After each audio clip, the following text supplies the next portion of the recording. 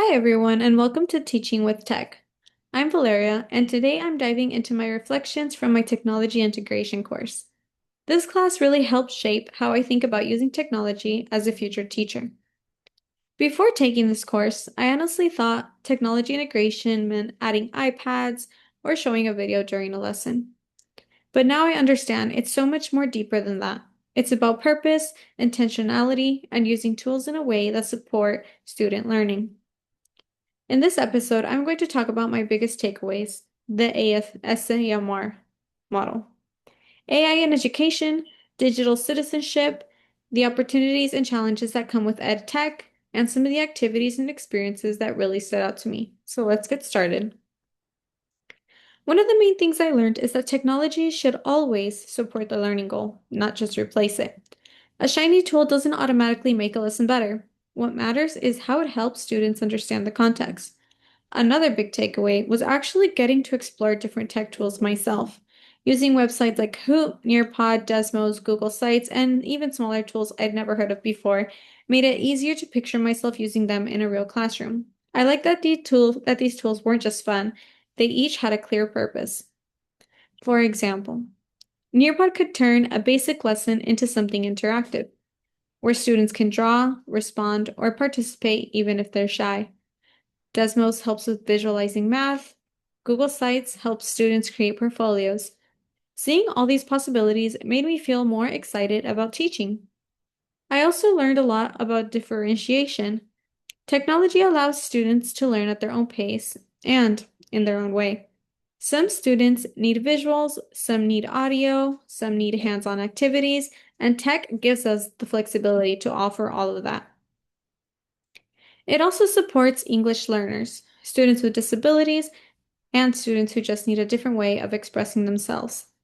That mattered to me because I want to make sure I'm reaching as many students as possible. Another thing that I appreciated was learning how technology can encourage creativity. Students aren't limited to posters and pencil and paper tasks anymore.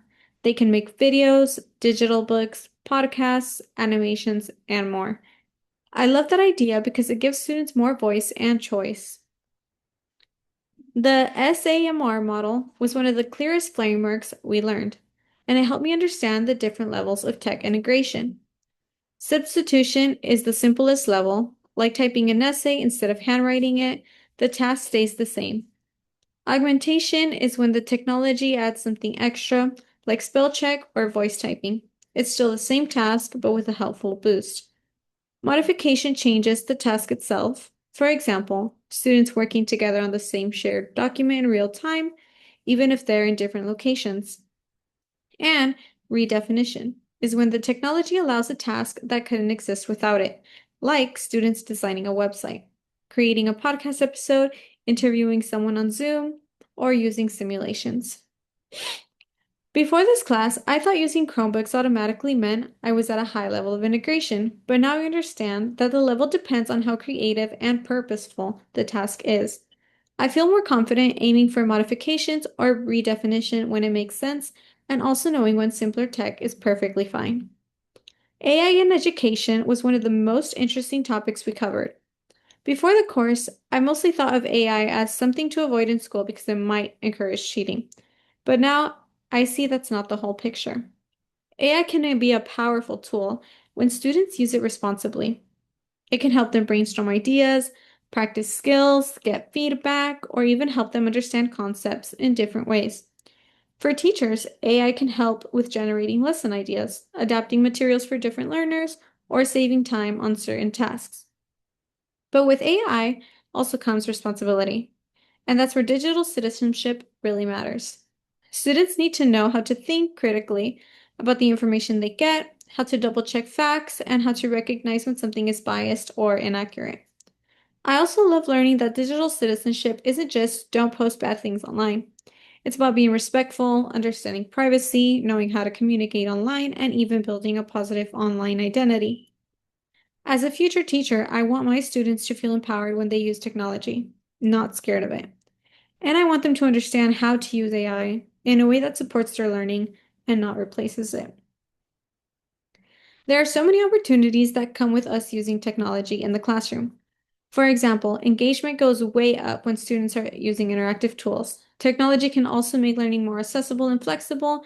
The students can revisit their content and get immediate feedback and demonstrate their understanding in multiple creative ways. The tech encourages collaboration, whether it's working on shared documents, participating in a class discussion, or even creating group projects. The students can connect and learn from each other more easily. But there are also real challenges. Not every school has equal access to devices or strong internet.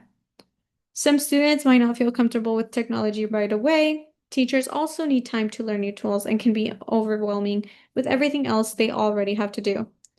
Another challenge is staying intentional. It's easy to use tech just because it looks cool, but that doesn't always lead to better learning. This class helped me realize that technology should support the lesson, not replace good teaching practices. Balancing these opportunities and challenges is something I'll keep thinking about as I get closer to becoming a teacher. Overall, this technology integration course gave me much deeper understanding of what it means to use technology in meaningful ways. I feel more confident, more prepared, and honestly, more excited to bring these tools into my future classroom. I know there will always be new apps, new tools, and new challenges, but I feel like I now have a foundation for making good decisions about which technologies to use and why. Thank you for listening. I hope my reflection gave you some good ideas or inspiration for your own teaching journey. I'm excited to keep learning, keep exploring, and keep growing as an educator. See you next time.